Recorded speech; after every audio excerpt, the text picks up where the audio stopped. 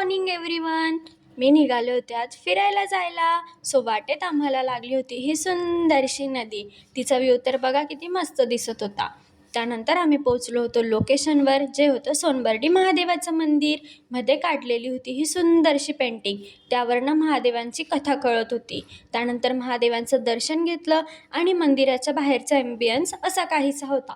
त्यानंतर आम्ही चालू केलं होतं फोटोशूट करायला आणि त्यानंतर आम्ही खेळत होते वेगवेगळे गेम्स, पकडापकडी, सोनसाखळी आणि तिथे जवळ होतं एक गार्डन. सो आम्ही त्यानंतर त्या गार्डनमध्ये गेलो होतो. तिथे पण होते वेगवेगळे गेम्स.